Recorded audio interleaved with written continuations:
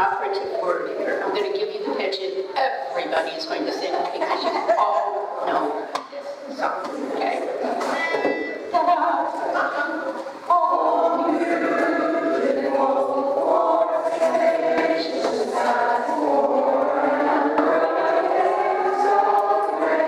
That's so slow.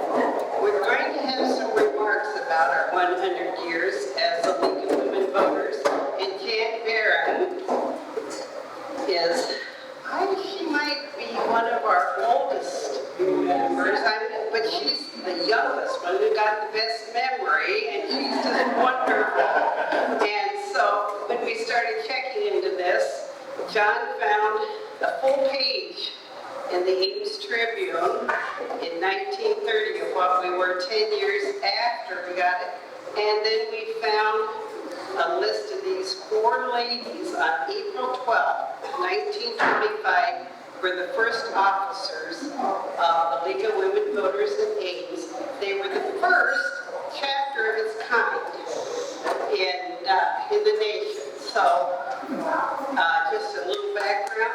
They all came to us from a very small town, and they came and they enrolled in Iowa State, but in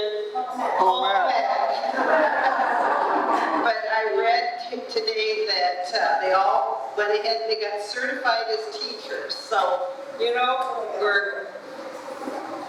we'll let Jan take over. She was here. She's a lifetime member. But I wasn't a member 100 years ago. I wasn't a member until about 1974, and I was specifically asked to recall since about that time. So that's what I'm doing. But in the 1950s, the League started its crusade to get covered garbage trucks. That succeeded. How many of you have seen covered garbage trucks? Only a few of you. Oh my. I'm surprised. Then there was the city dump north of town with smelly rats running around. In fact, when the League was studying how to handle garbage, one of them, Gloria Guest, had a visitor from out of town coming, an important visitor, not a League member, but she took her out to the city dump first to talk about what they were doing. The League studied waste handling, culminated in the state of the art in the 1970s. The resource recovery plant was built then.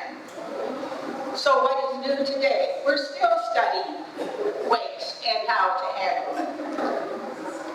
Members, mostly youngish stay-at-home moms in those days, learned about local government, and they developed the first booklet, This is Story County, which really served to explain about city government and county government and their services. But those women didn't stop there.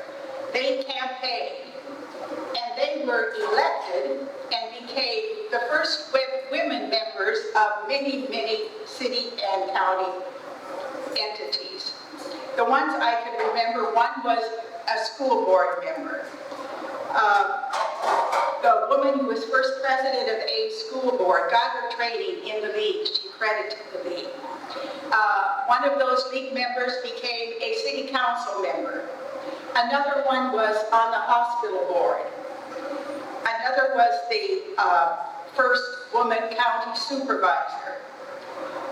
Another was a state representative. One was a county attorney. Can she raise her hand, please?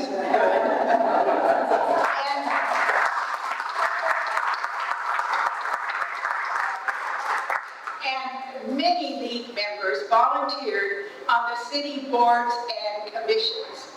And we all know that those boards and commissions are very important. Then other league members observed the various boards, and they were serious about that. They also observed city commissions, and they would write a report after each meeting, and the league would get a copy of that.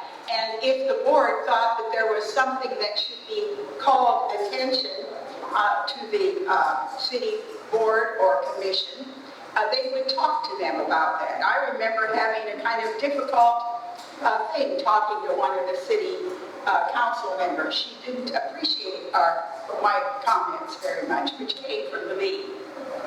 Significant actions were based on studies, and one of those included saving the city, or the city train depot. The league studied the history of the depot. They found endless pictures. They really worked hard. They made endless presentations throughout the city on behalf of keeping the city depot. And they wore t-shirts with that campaign. Were any of you on that study? You're all too young. But how many of you have eaten that cornbread? Aren't you glad they saved the city depot? Studying transportation needs led to the league supporting a public transportation system. Today we have Cyride. If you have ridden on it, raise your hand. Give us. I think there are several members here who worked on that particular study and then mounted the campaign to have it implemented. Okay. Our league studied and took positions in support of increasing government support for affordable housing, that's still needed, a livable wage, still needed, and transportation. It takes dedicated, hard-working league members who commit to study and action to accomplish changes. Our league has been doing it, and we will do it in the future. And we have fun. We develop new friendships, new causes, and like Charity Nebbe, we know that service is as a just cause rewards the worker with more real satisfaction than any other venture in life. I'm going to say that again. You might want to memorize it. Service to a just cause rewards the worker with more real satisfaction than any other venture in life. Terry Chapman Cat, the founder of the League of Voters. Thank you for your attention.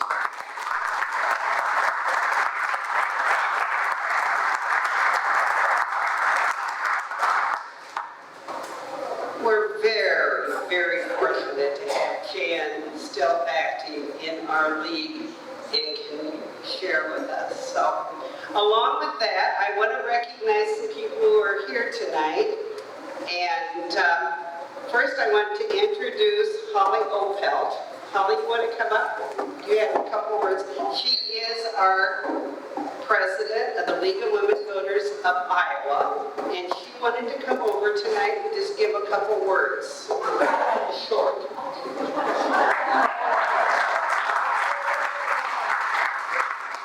As she said, I'm Holly Opelt from Muscatine. I'm the past president, almost past president of the League of Women Voters of Muscatine County. Did that for 3 years. And then I got involved with Iowa. I'm enjoying it very much. Going into a big shoes to fill in June But I think it hardly needs to be said that many of us are deeply concerned about what's happening at the federal level. The chaotic stream of news can make us feel overwhelmed and helpless. But there are plenty of things we can do. Small actions count, and many small actions make a difference. Voting is at the heart of democracy. It currently works well in this country and state, but those who offer misinformation about safety and accuracy must not be given the opportunity to change the rules. One of the projects that we're looking at doing in this coming year is on civic education. And with the help of Carolyn and Sue Johansson, they're going to chair this committee. I understand that you have received a very good announcement on the program. Okay, I won't say anymore. But we're going to delve into it, especially since the legislature just passed that the members have to pass a civics or a constitutional test before they can graduate. So that all fits together what we're planning, and hopefully we can get into all the schools around the state, and hope you'll help us. So thank you very much.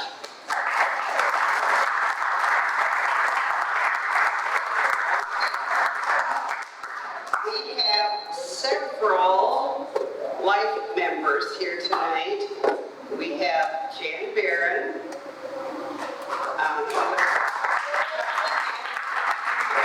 We have a new 50-year member this year, Jane Halliburton. Welcome.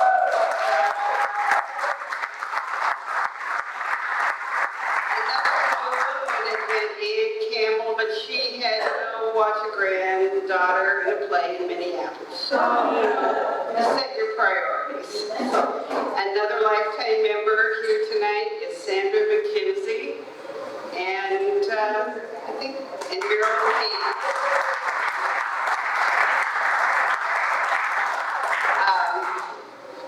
I'll introduce Charity Nebbe. She's our keynote speaker, but she's not on stage yet. So we have several elected officials here tonight. We'll start at the top. Herman Kornbach, Senator Kornbach. Stand when I say your name. I think Beth and Ross must be working late tonight.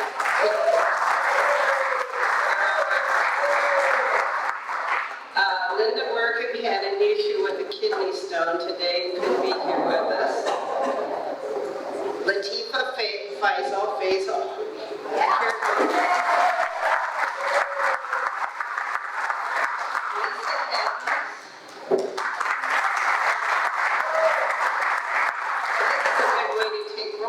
Lucy Martin, I haven't seen her. And Tim, only if he got out of court soon enough. And Bronwyn Beatty Hansen.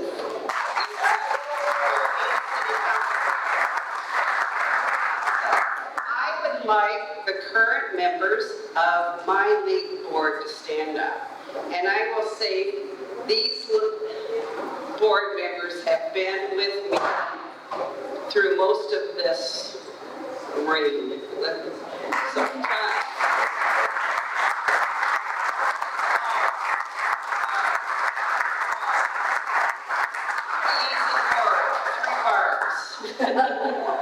And Gretchen, and so, but thank you. These people I have so enjoyed working with. And if you've ever been a president of this league, stand up. I appreciate you more than ever.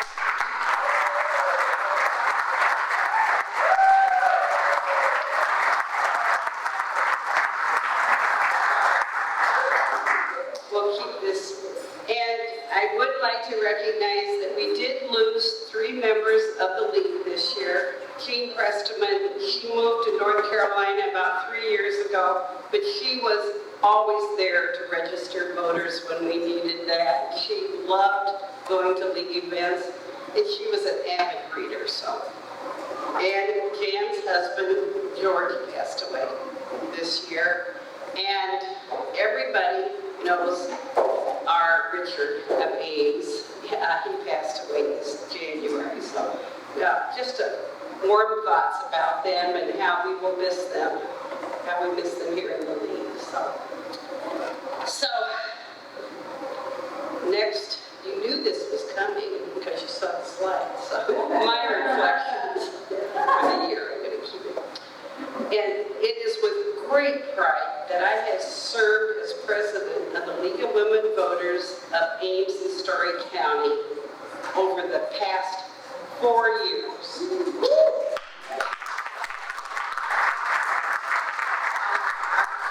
was founded 100 years ago this month by a group of young women at Iowa State College. We don't know what gave them the courage to leave small towns across Iowa to come to Ames for a college education in home economics and became leaders and teachers later. We know they believed it was important to make an effort to have good government. As league members today, we continue that effort to have good government. It is not an easy task, but it is not a hopeless endeavor. We can have good government if we recognize that no party, group, or faction holds a monopoly on good ideas. We can be hopeful that such conversations will reveal a space in which, with an open mind and a kind heart, we can come closer together in making the good government we are seeking.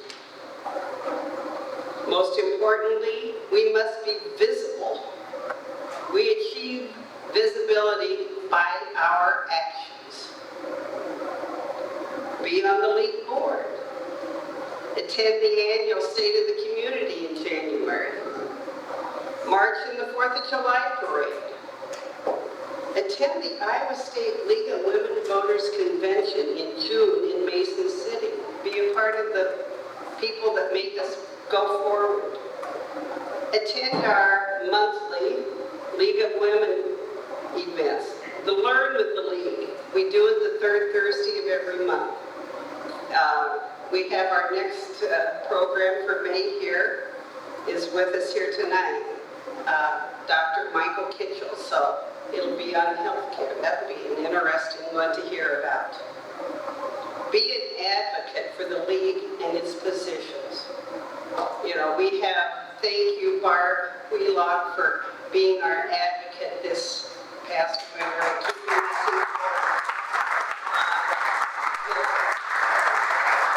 Full-time job these days, so. And then you can sound off and learn the darndest things at the coffee thing in Beachfield, the 2nd Tuesday of each month. Or you can go down to Torrent on the 3rd Wednesday of each month and get to know some other members in different ways. But people bring up all kinds of issues and there's no rules except civility. So.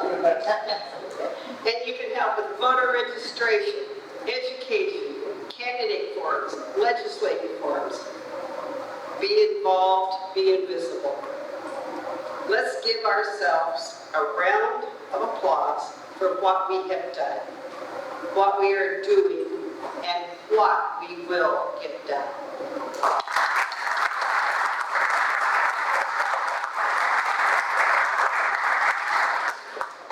I'm going to bring Linda Hagedorn up here. We've got some real important people to recognize here tonight.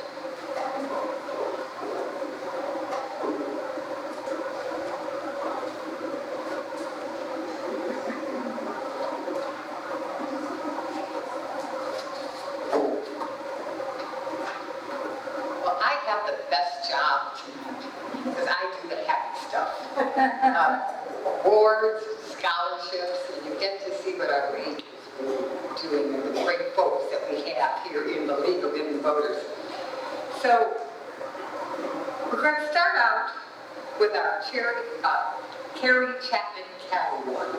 Each year, the Carrie Chapman Catter Award is bestowed on a long-term member of the league who has made significant contributions to the community outside their profession.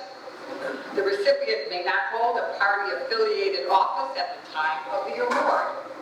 John, will you come up, please?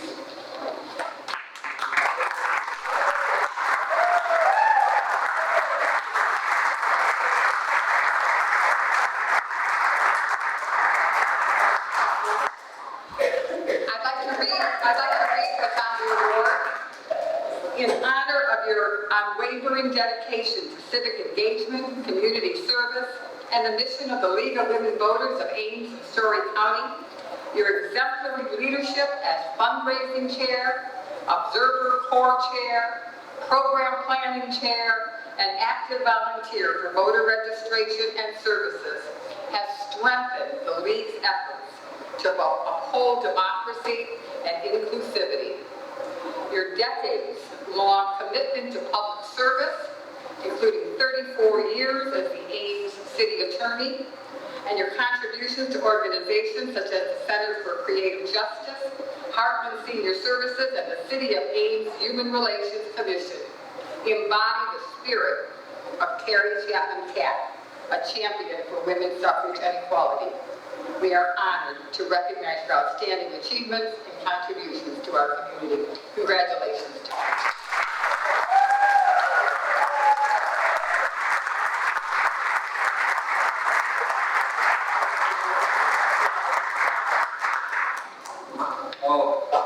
Thank you, Linda.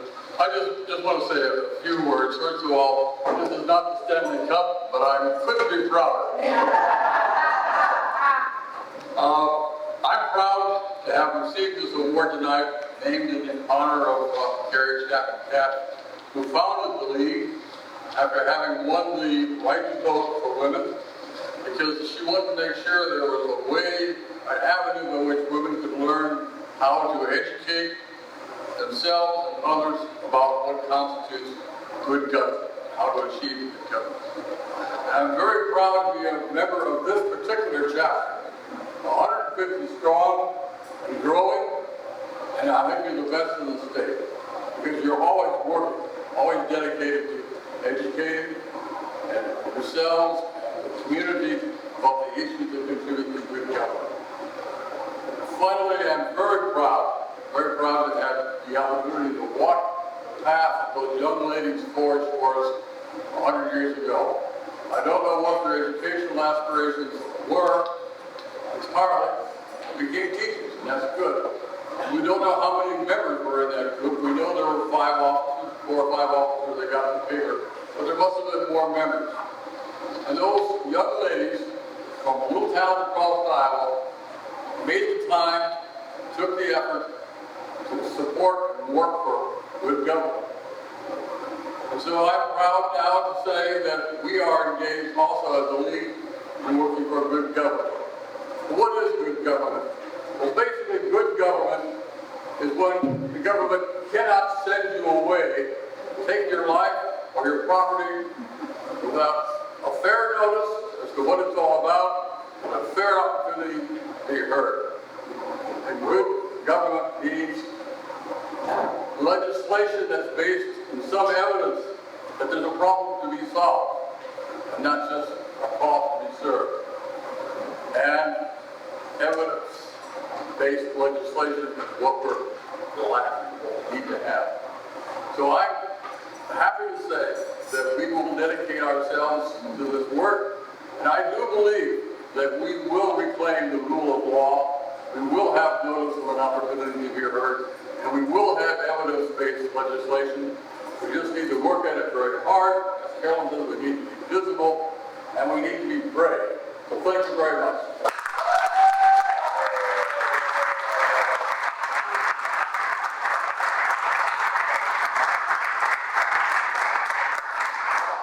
This year, we have a special award that we're calling the Special Service Recognition Award, and it's being awarded to Dennis Goodrich. The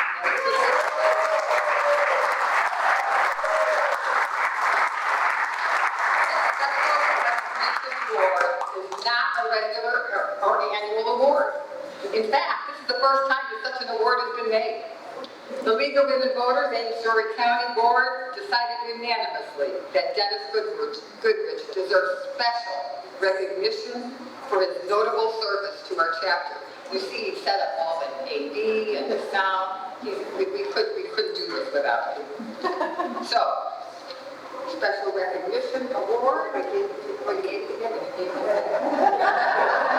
All right, he's helping me. Okay. Dennis, in appreciation of your outstanding contributions to the League of Women Voters of Ames and Story County as our videographer and technology consultant, your expertise in video production, audio management, and digital content distribution has transformed our ability to communicate and engage with the community. Through your tireless efforts, you have elevated the League's digital presence, therefore enabling us to reach a wider audience and create a lasting archive of our programs and initiatives. Your collaborative projects, including educational videos on voting and voter registration, exemplify your commitment to the League's mission of informing and empowering voters. Furthermore, your generosity in providing professional-grade equipment and dedicating countless hours to editing ensures the highest quality output for our events. We are deeply grateful for your exceptional service and your personal investment in advancing the League's goals. Your dedication embodies the spirit of this award and has been instrumental in our success.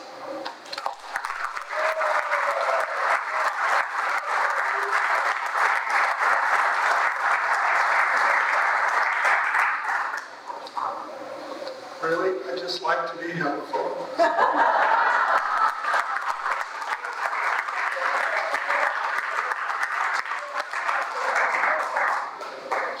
We're going to change gears just a bit and move to our scholarships.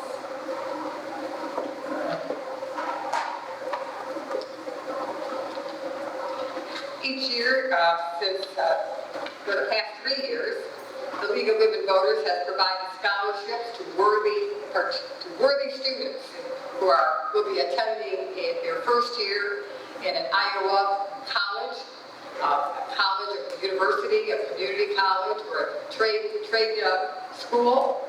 And we're very pleased that we had a number, very large number of applicants this year.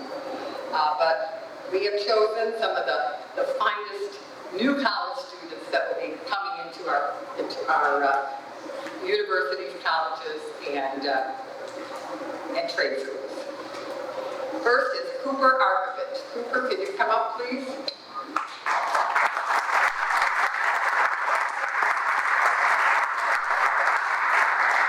Cooper is graduating from Gilbert High School. He will be attending Iowa State University and majoring in agricultural studies. He has been awarded the Democracy Building Award. Cooper Arkovich exemplifies the spirit of the Democracy Builder Award through his deep commitment to community service, demonstrated by his extensive volunteer work, his leadership in the mental health nonprofit Moving Forward, and dedication to fostering inclusivity and respect for diversity among his peers. His aspiration to pursue a career in sustainable agriculture and his intention to remain in Iowa to get back to his hometown reflect a strong alignment with the League of Women Voters' mission of empowering communities and promoting informed civic engagement. Cooper's proven leadership, passion for grassroots involvement, and unwavering dedication to uplifting others make him a deserving recipient of this honor.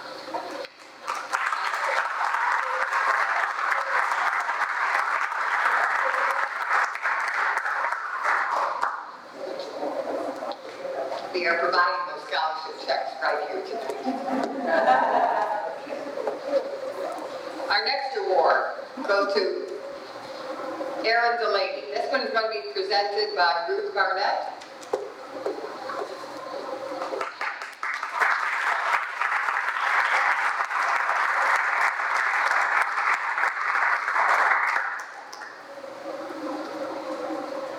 We're very pleased that we are awarded Erin Delaney the Grassroots Award. The Grassroots Sports Changemaker Award is awarded to a student who has shown throughout her career in high school that she has provided a lot of service to the community and will continue doing that in her career in the future. So we're very happy to help her enter the dental hygiene program at DMAC for her future studies.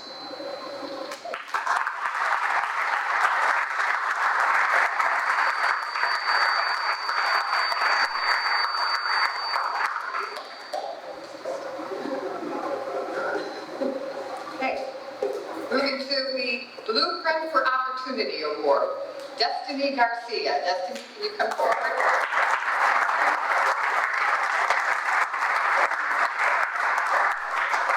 Destiny is graduating from Nevada High School. She will be attending PCI Academy.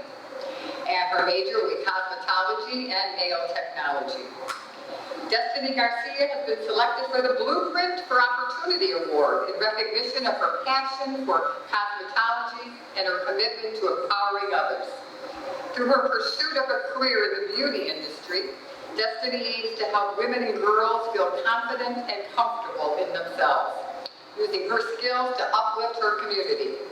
Her vision of starting her own business and making a positive impact on those around her truly embodies the spirit of this award. Congratulations, Destiny.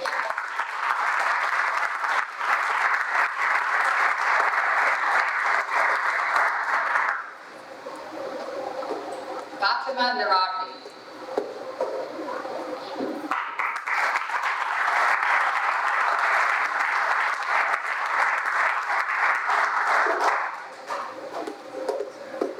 Fatima will be graduating from Ames High School. She will be attending the University of Iowa and majoring in business.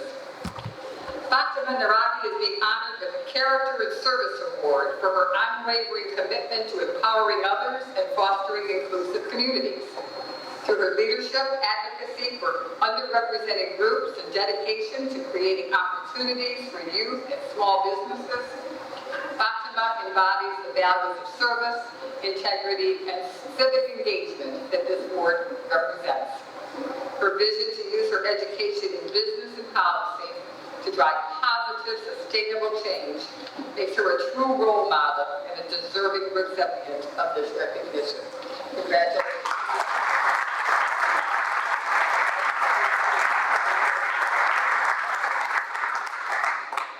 And our Diane Valentinovich Speaking Truth Award presented by Ann Kinsel. Thank you, Linda. Good evening, everyone. Maya, come on up. So I'm really honored to award Maya Spiderman the Diane Milutinovich Speaking Truth Award.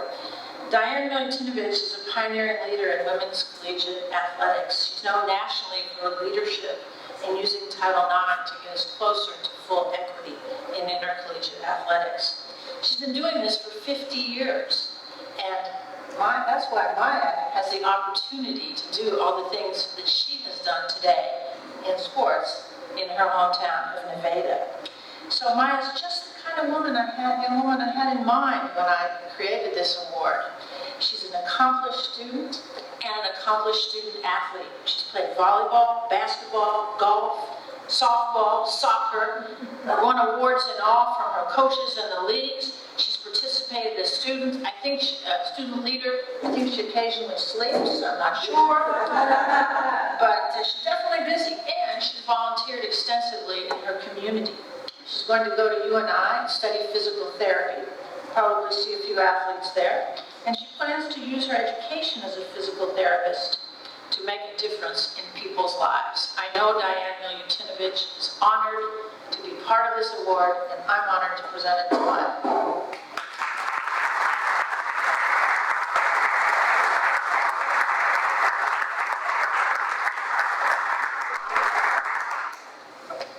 Our next award is Civic Leadership Award to Ryan Wesson. Ryan, will you please come forward?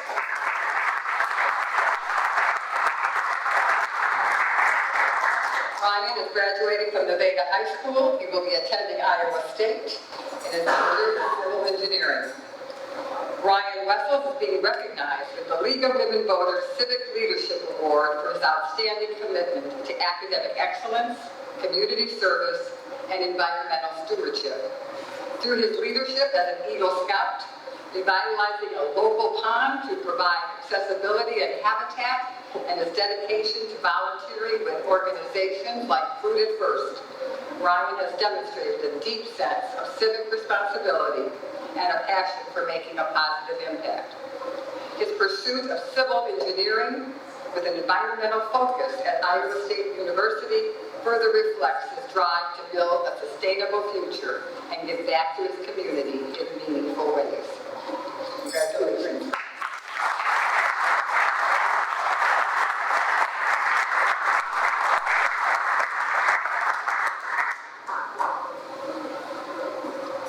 Let's give them all a big round.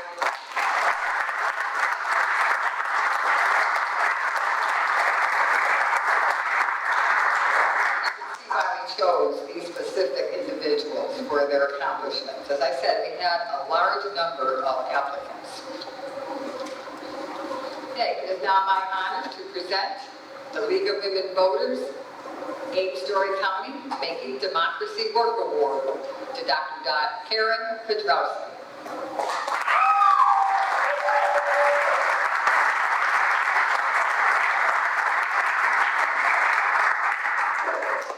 Women Voters of Ames and Story County established this award in 2017. With this award, the League honors outstanding efforts of individuals and organizations who have inspired others. Read her award. In recognition of your exceptional contributions to civic engagement, democratic participation, and community involvement. Your leadership as director of the Carrie Chapman Cat Center at Iowa State University has fostered a vibrant and inclusive democratic environment in Story County.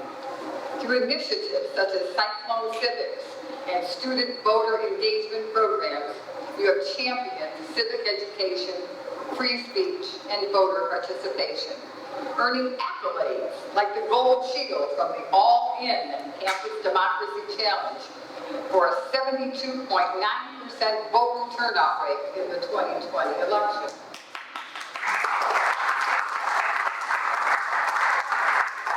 Your dedication to empowering women in politics, celebrating the centennial of the 19th Amendment, and collaborating with the League exemplifies your passion for preserving democracy and ensuring its accessibility for all citizens. We are honored to recognize your outstanding achievements and commitment to making democracy work for our community.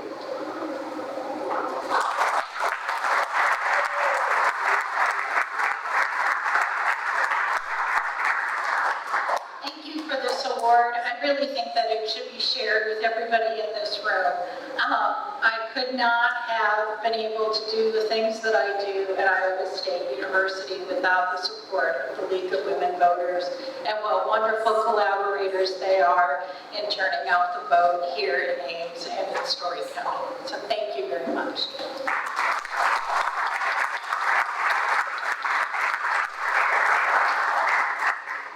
Okay, John is going to introduce our Oh, before we move on, our very important late arrivals are here. Beth, Wessel Crochelle, and Ross Wilbur.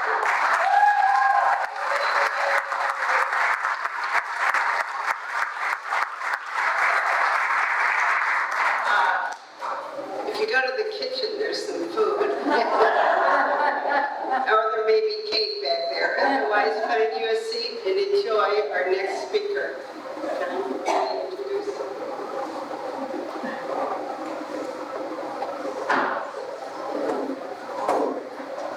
As co-chair of the program committee, I have the honor of being able to introduce our keynote speaker, our guest speaker tonight, Charity Nebbe. Iowa Public Radio is where you will hear her most often as host of the Talk of Iowa and the Talk of Iowa Book Club. She's also appears on Iowa Public Television for a show that's now in reruns called Iowa Ingredient, and a live show now called Iowa Life. It's about living in Iowa. She's worked for NPR from 1998 until 2000. She did a show called Chinwag Theater. It was a weekly show on NPR. And then from 2000 to 2010, she was on All Things Considered, and she was the Michigan host for All Things Considered. She has a book out. It's called Our Walk in the Woods. It's illustrated. It's about walking in the woods in the spring with a dog. I gotta read that book. And she's a native of Cedar Falls, Iowa, and an Iowa State alumna. So let's give a warm welcome.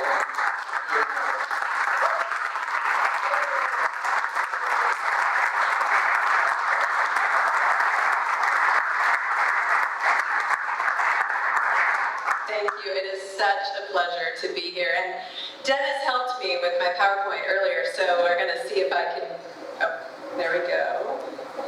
See if we can get there. Go to, yeah. And there it is.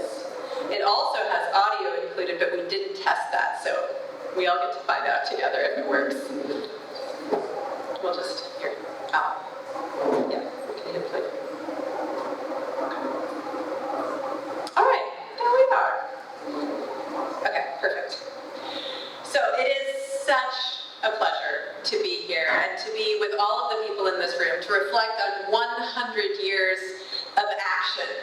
You know, so many of us care so deeply about our country, about our state, about our communities, but not everybody actually does something about it. So it's wonderful to be in a room full of people who do something about what you believe in. So I think everybody in here deserves a round of applause.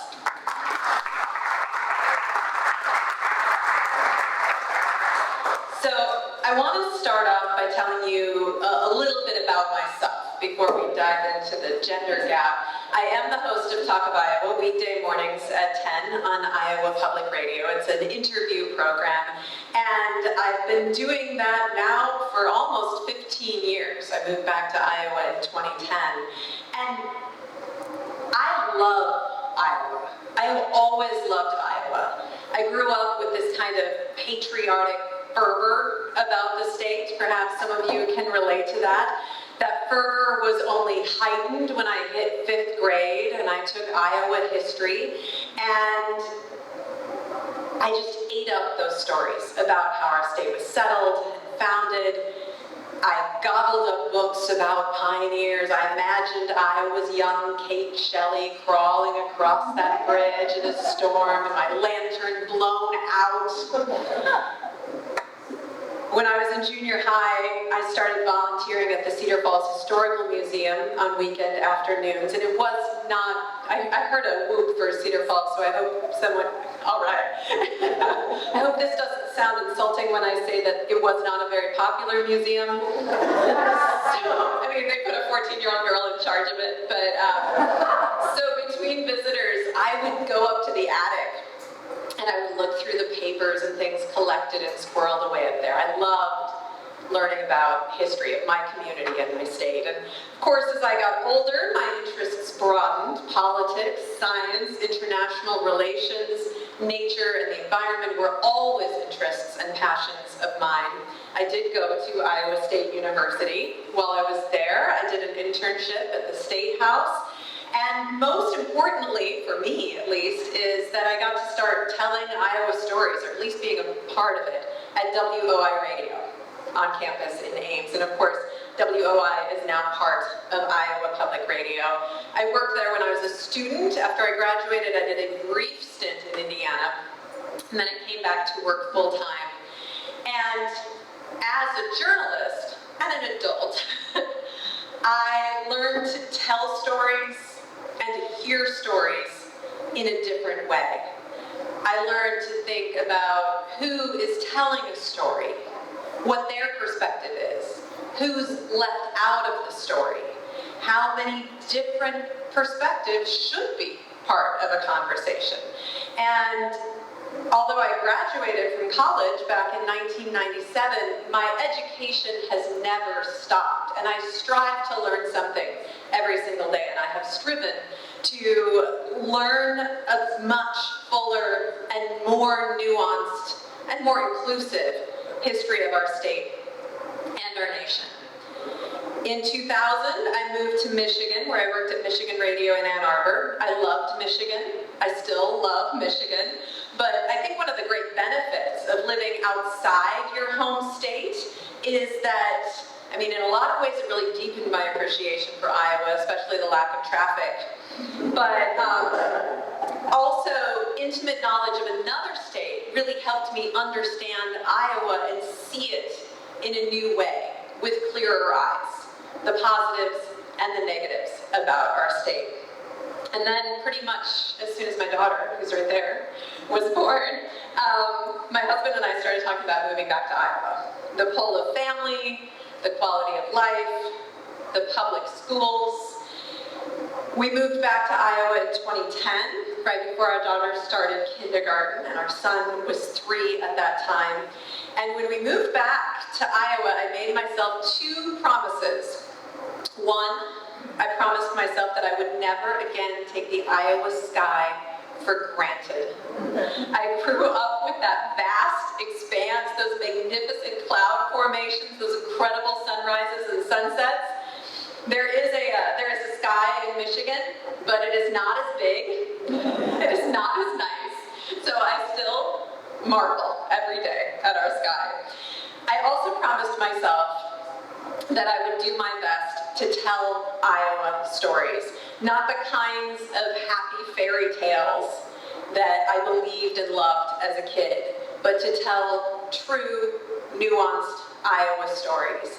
And that's what I do with Talk of Iowa, and that's what I do with my work at Iowa PBS as well. I have made a commitment to amplifying the voices and stories of Iowans, to make sure that Iowans who aren't getting heard, who aren't getting recognized, have a platform, to really listen, to really learn about my fellow Iowans, and also to help make connections, to build community, to build empathy through sharing these stories. And that's what I strive to do every single day. I also, since I was sharing a little bit about myself with this incredible organization that has lifted so many women over the years, I also wanted to share this picture that demonstrates that I've always identified with strong female role models. So, in addition to Talk of Iowa, John mentioned the Talk of Iowa Book Club. That's one of my podcasts, but we also have a podcast called Unsettled, and we are just launching the 3rd season of this podcast. The first season was inspired by the Me Too movement and explored a lot of different aspects of the Me Too movement. Our 2nd season was called Womanhood, and that came out last year, and we were really exploring what it means to be a woman in 2024 at a moment where so many things were changing and were at stake. This year, we were inspired largely by the election of 2024 and by a striking, growing gender gap in voting, particularly among Gen Z. We're seeing young men move to the right, we're seeing young women move to the left. And this was not something a lot of people were expecting. So we decided to dive in and explore the gender gap in our society in a number of different ways. And I just want to share a little bit of what we've done with you. So Unsettled, the podcast, the first episode drops on Monday, but we also did all of these episodes on Talk of Iowa. So if you are a regular podcast listener, you can find it already. On the first episode, we talked about politics, we talked about that shift with young voters. And not just young voters, we saw it in other age groups as well. And this is where we find out if the audio is going to work. We have a group of people at Iowa Public Radio that we refer to as Gold Star guests. These are our favorite guests guests to have on our shows. And on this episode, I got to talk to one of our Gold Star guests who happens to be an award winner this evening. And in this room, it's Karen Kudrowski. And so I asked Karen to talk with me a little bit about this growing gender gap in voting, and apparently the suffragists expected to see a gender gap in voting back when suffrage arrived, and there wasn't much of one at that point. In fact, it didn't start growing and showing up until the 1980s, but it's bigger now than ever before. And so Karen was talking to me about some of the forces that seem to be driving young men further to the right. And let's listen to a little bit of what she had to say, maybe. Let's see. Oh, it's not going to work. I can hear her, but you guys can't. So, that's all right. I'll just talk. So, and here I am quoting Karen when she's right there. Dennis, did you want to try to help me make it make sound? Oh. Another award winner. Right? Oh my gosh, let's give him another award.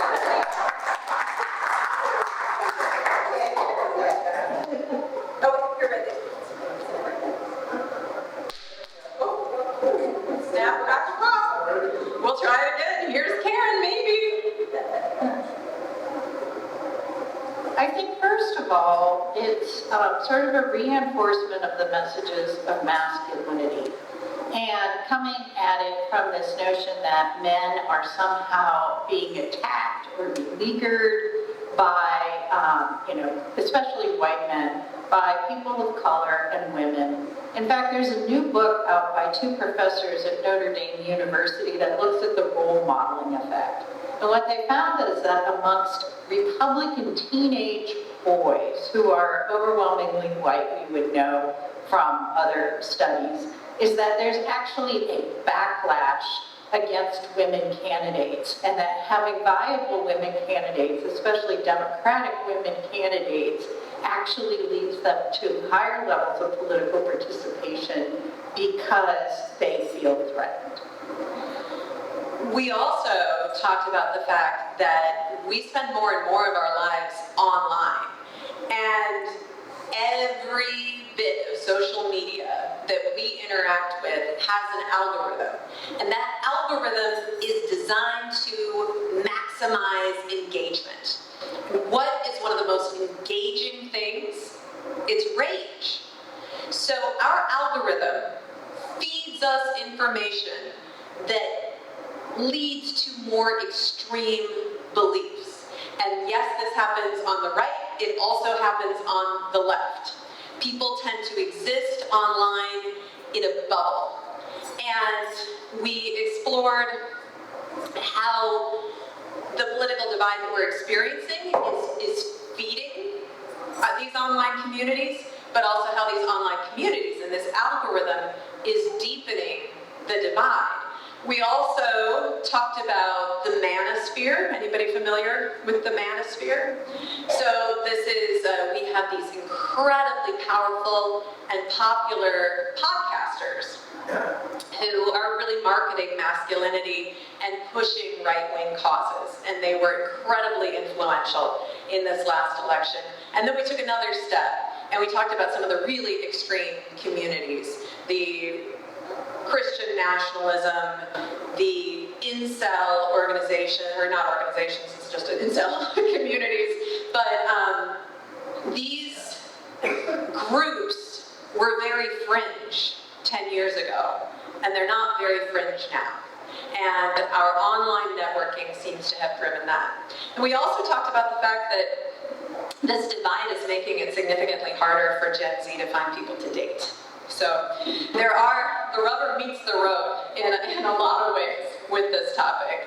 So on the next show, we explored the gender gap in education. Now, I'm a Gen Xer. I was born in 1975, and I benefited from Title IX.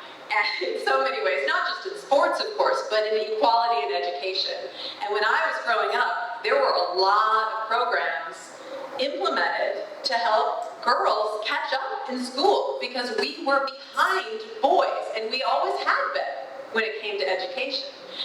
But over the last 30 years, that has changed. Those programs have worked to help girls succeed, but we have not been investing in our boys at the same time. And this is a serious, serious problem. We talked about a number of different ways that we see this gender gap. One of the ways that we see it is with the fact that 89% of all teachers in elementary schools are women. 77% of all teachers, period, K through 12, are women.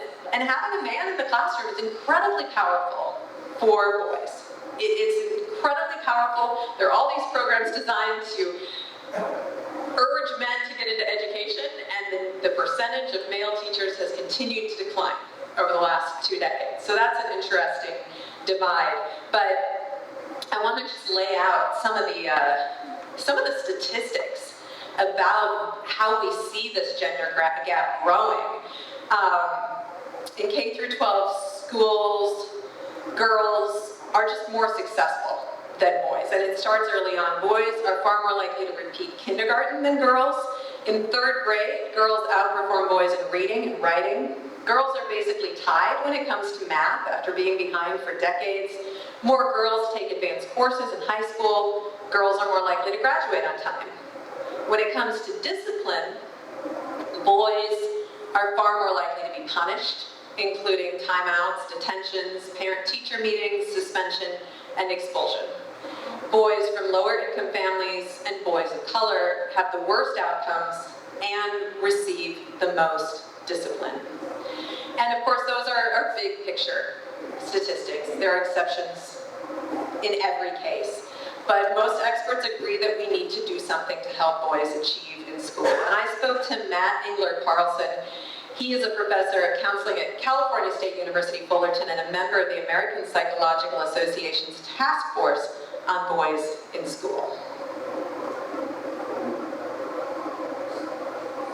I don't hit this hard enough is the problem. Here we go. Over time, boys have struggled. They continue to struggle in school, and isn't necessarily all boys. So it's high achieving boys who do well, and we know from other data that, for example, on the SAT, boys tend to score a little higher than girls. But we're really concerned at the lower end of that, in terms of looking at GPA, success. We have a higher percentage of boys who are not doing well, who are in that lower kind of percentage, who are not completing school, not having a very good experience.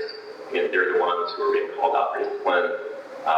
And when we think about how that sets them up for life beyond in terms of employment, it's really concerning.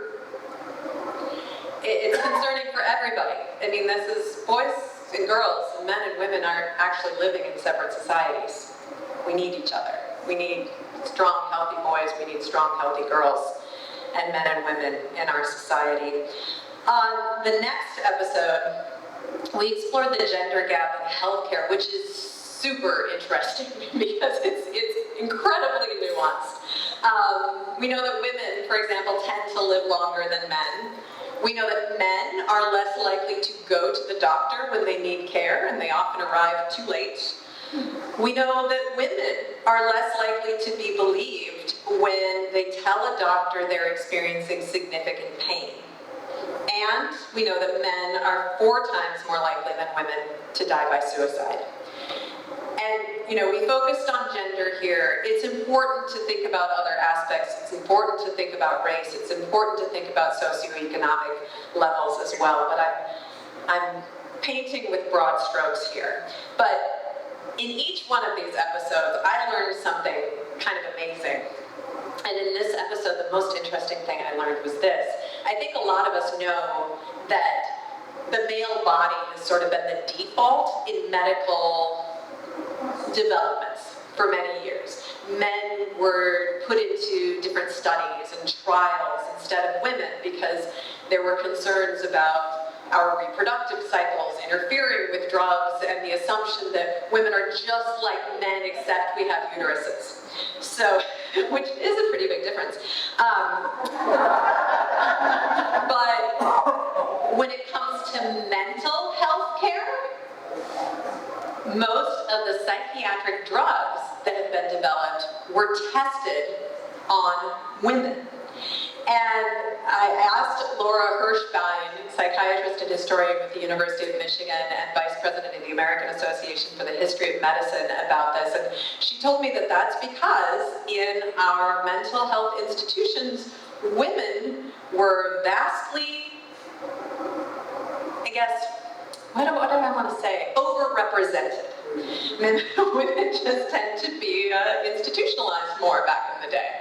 A larger percentage of people who were institutionalized in state mental hospitals in the first half of the 20th century were women. A larger percentage were women.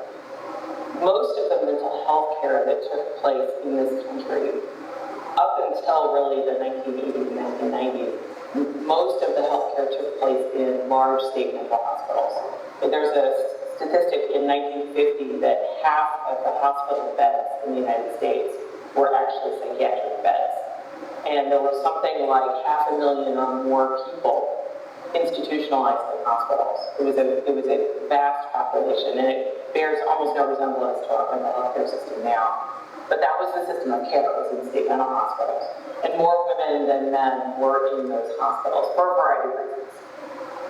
So the psychiatric drugs that we're still using now were tested on women. Another interesting part of that was that when they published the first DSM, which is like the Bible of mental health illnesses, those descriptions were based on symptoms as they represented themselves in women. So for example, depression presents quite differently in men. Men are often underdiagnosed or misdiagnosed when they have depression. So while we have a lot of legacy problems that women have experienced because the male body was the default body for much of medicine, we do have a similar problem when it comes to mental health. Now, the mental health crisis for men is far more complicated than that. There are so many different elements that go into it, but that was a really fascinating thing to learn. We also talked about safety. Does anybody in here remember when the internet went crazy about a year ago when the question was asked of women, if you were alone in a forest, would you rather encounter a bear or a man? So that wasn't a very nuanced conversation. But we decided we wanted to talk about the dangers that really pose the greatest risks for men and for women. And we started with talking about women because I see a lot of young women in this room, and I assume that most of you have gotten multiple safety talks, especially before heading off to college, about, carry your keys with the keys threaded through your fingers so that if you need to protect yourself, you can, or be on an active phone call if you're walking at night, or carry mace, or carry pepper spray, or have a rape whistle, or make sure that you're with a friend, and when you go to a party, keep your drink covered and with you at all times so nobody drugs it. These are real, these are real risks. But those are risks that we really overemphasize. The greatest risk when it comes to sexual assault is that a woman will be assaulted by someone she knows and trusts. And I spoke with a violence prevention expert when it comes to domestic violence, and she says that the rate now is 50% of all women will be hurt by an intimate partner, abused by an intimate partner. It's also a danger for a certain percentage of men, but a huge risk for women. So what are we doing to prepare for women for that risk? What are we doing to prepare the men that they're in partnership with to not pose that risk? We also talked about homicide, because homicide is one of the leading causes of death in this country for young people, and the vast majority of those who die by homicide are men or boys. And again, we have to talk about race. A black man is 10 times more likely to die by homicide than a black woman. And it's at a far higher rate than white men, Hispanic men, etc. We also know there are exceptions to all of these rules. Indigenous women, for example, seem to be at one of the highest risks for sexual assault, for violent acts of any other group in the United States.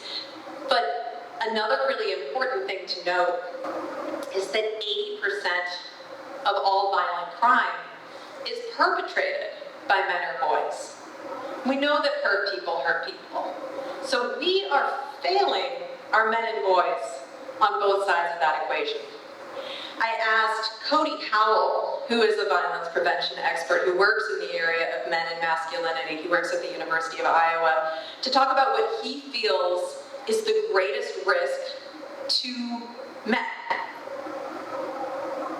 I think it's the normalization of that culture, the normalization of violence as a response to unwanted feelings, whether that's sadness, grief, anger, frustration, all of that. We teach young men and boys that the first way that you deal with those feelings is to not, deal with them directly, but instead either push them down, and that becomes internalized violence against ourselves. We use that with our drinking, our drug habits, harming oneself, or external violence against other people, and that could be violence against our intimate partners, that could be violence against the people that we feel wronged us. We don't allow for any sort of processing or emotional maturity to create an option for nonviolent resolution. And I'm hopeful that we can change that narrative, but I do think that right now we are steeped in messages that the one true way to get through a problem, an issue, any sort of conflict is to end it once and for all through violent measures. I asked Cody if he feels like there needs to be a men's movement, because the women's movement set us free in so many ways. I'm so grateful. I would not have had the life I've had, the career that I've had without the women's movement. And I think that it set men free too. A lot of men have really benefited from the women's movement. I know my husband has, for example.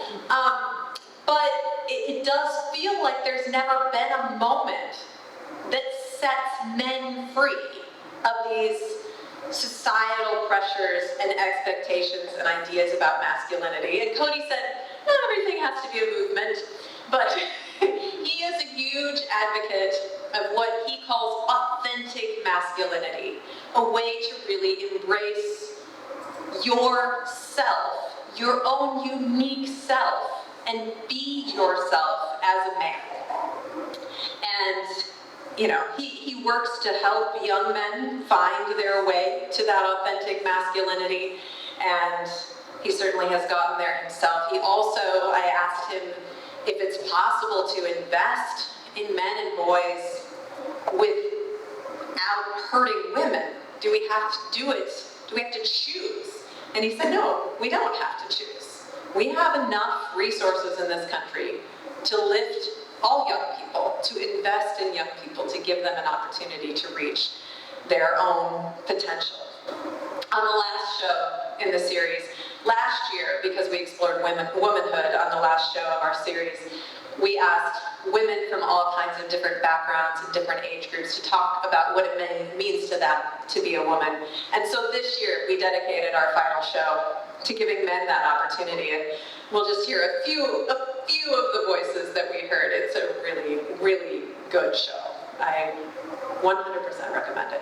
What I learned from my father in particular, he certainly shaped my understanding of manhood to be one who, strives to be a good father, a good husband, someone who provides for the family. I can think of a lot of ways that I've been, pressured to act a certain way as a boy, as a man growing up. Like if I want to paint my nails purple, why is that an issue? Like why does that make me less of a man? That's good. That's about as much as Kevin and I've ever been, so yeah. How about those Packers? So that's just a montage of a few of those voices, but it was an insightful opportunity, an an opportunity to have really insightful conversations with a lot of men about how to think about manhood and how their idea of masculinity has changed over time. I don't have all the solutions. That's not my job. I ask questions.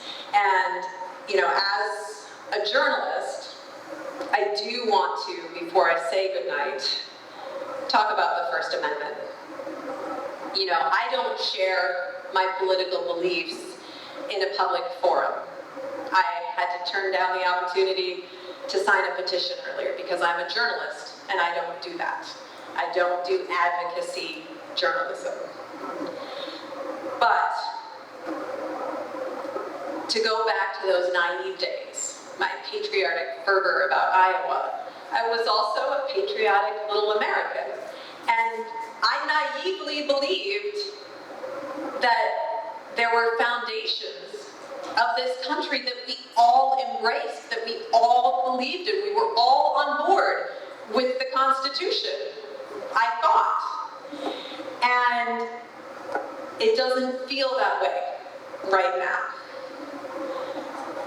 Our First Amendment rights are really under attack in so many ways. And I believe in the 5 freedoms. And I do believe that a lot of them other Americans do too. But right now, it's hard to know how many. We are seeing a powerful movement in this state to ban books, to ban ideas from classrooms. We are seeing attacks on libraries. On the national front, we're seeing people arrested and deported for participating in protests, for exercising their First Amendment rights, or even writing an editorial. We're seeing legacy media organizations banned from the White House. We're seeing scientists losing funding. We're seeing universities under attack. We're seeing libraries and museums being defunded. And of course, there is also an effort to disband the Corporation for Public Broadcasting. There are too many things to mention. And again, I don't have solutions, but I do know that this is a room full of people who believe in taking action. And in addition to all of the great work that you do to support democracy and to get people registered to vote, and that is such essential work, and it's going to be even more essential as time goes on, we also need to stand up for our local institutions. We need to support our libraries. We need to pay for the news that we depend on. We need to make sure that there are local newspapers and local radio stations and opportunities to find out what's really going on in the world. We need to make a space for truth and not propaganda. And when someone in our community is being oppressed, we need to stand by their sides. Because we believe in the First Amendment. We believe in the Constitution. So it has been just a great joy and a great honor to be here with all of you tonight. Thank you all so much.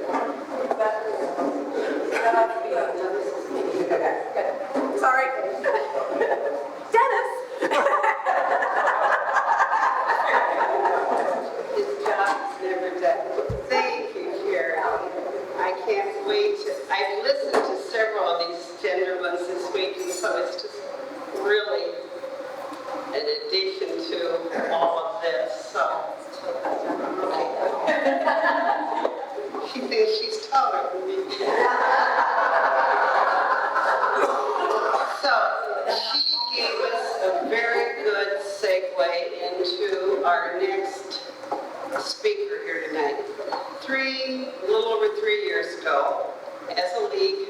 got involved with our local No newspaper. And, we discovered we need news. And then about a little over a year and a half ago, we started a committee with 18 people about that time. And we're so grateful we did that because I think we're going to get something done here. So I would like to bring Al Weber up to talk about the Ames voice. So.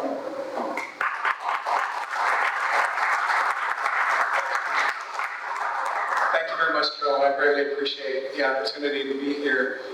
You're a very tough act to follow, Charity, and I really wish that we could have kept that First Amendment up there.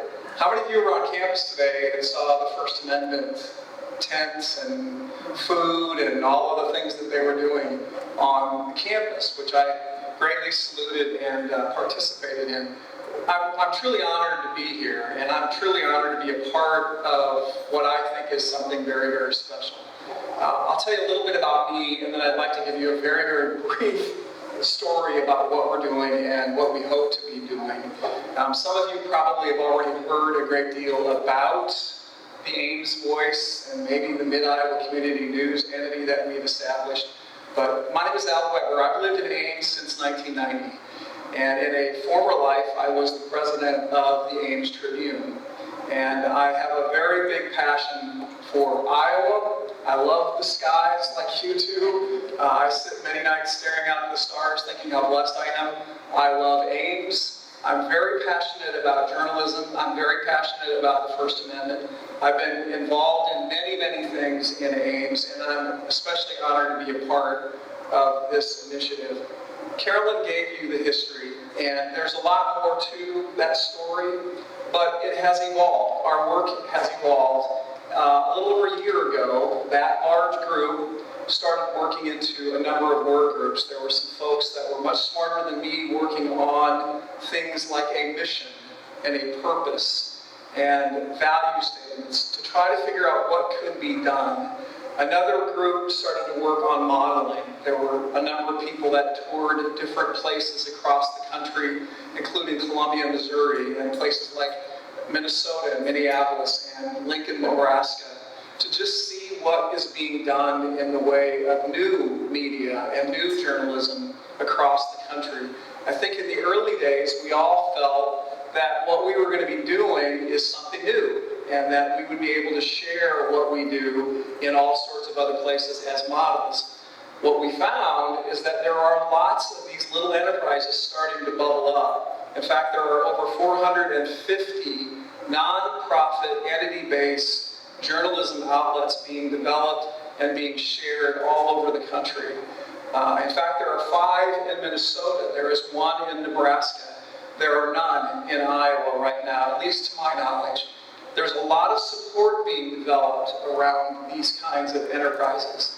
And there is a great momentum, I think, coming. So a lot of the folks that were a part of this from the very, very beginning are in this room. And Carolyn was a very big initiator of this. Lynn Carey, Ann Kinzel, people like Susan Guiazda, among a bunch of others, Ann Campbell, Mike Krappel, a journalist and a very good employee at Iowa State University. Jan and Flora Cornelia were a part of this in the very, very beginning.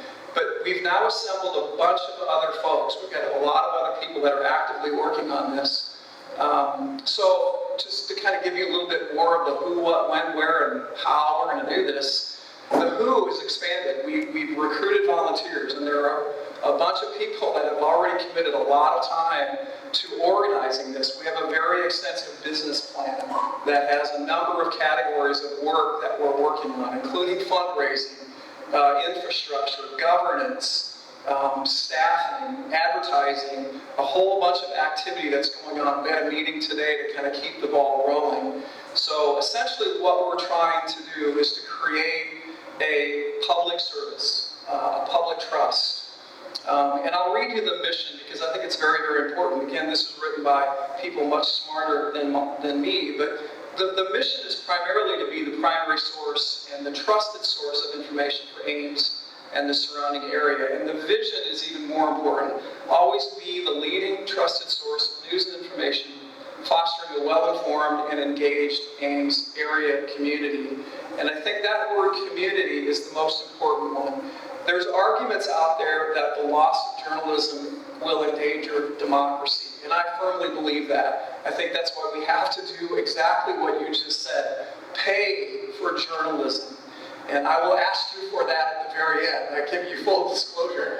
But it's so vitally important to subscribe to newspapers, trusted sources of information, the Capital Dispatch. Go to Substack, find people that you want to read and pay them for what they are doing. That's the new model, and that's how journalism will be sustained. So this actually will be a paywall-free newsletter, essentially. We started with an organization that we formed a little over a year ago called Mid-Iowa Community News. It's a nonprofit LLC. It will be funded by donations, by advertising ultimately, and by sustaining memberships, much like public radio and public television is. Many of these models exist, and if you find that your hometown has one, I urge you to go support it. But it is intended to be a comprehensive news source for Ames. In the development of this, I've likened this to sort of a toddler. You know, we're crawling a little bit right now, and we hope to be able to toddle relatively soon. We kind of have a launch date in mind, but that thing keeps moving. We take 2 steps forward, we take a step back. We take 2 steps back, we take a step forward. But we're working on it, and we're making it, we're going to make a go of it. The newsletter will be the base. It'll be delivered to anybody who wants it for free. It'll be delivered in your email box. It'll have information, and then you can click on it, and it will get you to a website, which is where all the news will be gathered and collected and saved and stored. All of that will be paywall free. The basic area that we're starting with is Ames, primarily because that's where we think is the biggest need. You all have seen the decline of the Tribune. You've all felt the decline of KSI radio. And to me, you can make the argument about the loss of democracy, but the biggest issue to me is the loss of community. I've asked many, many people, where do you get your local news? And oftentimes you get this deer in the headlight look that, well, I really don't. And then they feel guilty that they don't. But I don't think they should feel guilty. It's just that there's really not a good source of local information right now. And we hope to cure that. Again, you can make arguments about why this is important, but I think nonpartisan, fact-based reporting is essential for community health and well-being. An informed community is a healthy community. And nonprofits do work. We've looked at a lot of these models, and there are some that are really, really doing well. The model in Nebraska is the one that we kind of used as our basic example of forming an entity to fund a number of these projects. And I firmly believe if we do this right, there's no reason why there couldn't be a Boone voice, or even a Nevada voice, or even an Ankeny voice. There are ways that this can expand and grow if we do our jobs. But this is the appeal. This is my sales pitch. We can't do this without you, and we can't do this without support. This is probably a song that you've heard on public radio or public television or all sorts of different places, but we need help. Like all enterprises, it comes down to money and people, sustaining members and fundraising. Our model right now is dependent on startup funding, and we've made a fairly good bit of progress in getting startup funding, but there's much more needed. And our hope is that we will have our first year budget in the bank so that we can start paying a couple of employees right from the start. Much of the work is going to be reliant upon volunteers. In fact, I know that there's at least one volunteer in here. Dr. Mike Kitchell has agreed to provide content as we get going down the road. But there are a lot of other people that have already volunteered and stood up and said, yeah, I want to help. But it'll come down to funding. And in our second year, we then start to move into the place where we can start collecting advertising. And so there are 3 years of budget that we've established, but in the very, very beginning, it all comes down to startup funding. We also need volunteers. So we're out there hoping that people will sign up and help us in a number of ways. We're still looking for reporters. We've been lucky. We've done a number of community outreach meetings, and we've been able to recruit about 12 folks that have all said, I'm willing to help give you content. We've got a number of others that have said, I'm willing to help edit material. We've got an initiative that we're working with right now with the Iowa Newspaper Association, where we're trying to recruit master publishers that have been recognized over the years to act as mentors to students that we hope to recruit. We're working with the folks at the Iowa State Daily.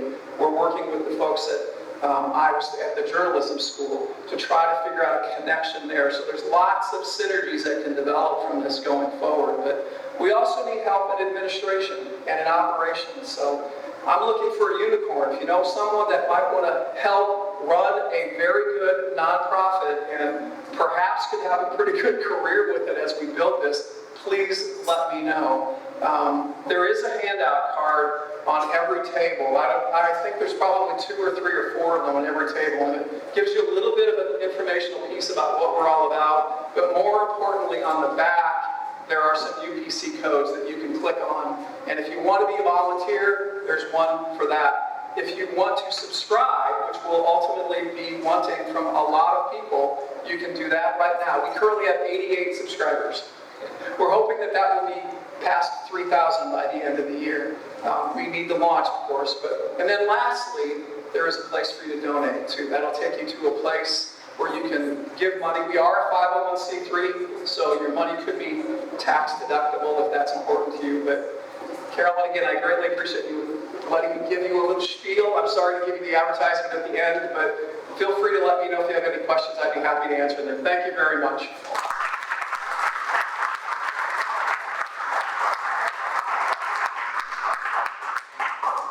That is how we can build our community strong. So we'll take a break here after my next announcement. Last fall, it was a Saturday afternoon, I got a phone call, and this man said, how do I donate to you, to the league? He's standing in line at the satellite voting at the Ames Public Library. He liked the education we were giving the people. He liked that you could register what you had to do on it. And I said, I'll make that, we can make that happen. Larry Gleason and Valerie Williams have given us a very large sum of money as a memorial to Deb Turner, our president who passed away a little over a year ago, to educate the K-12 students throughout the state of Iowa in civic education. I mean, we're talking $30,000. So we will have a good time, and the other leagues in the state will be helping us to work with those counties in the state of Iowa. We'll go into the libraries, and I guess we could thank the governor and the state house for pushing civics. We need it. So anyway, that is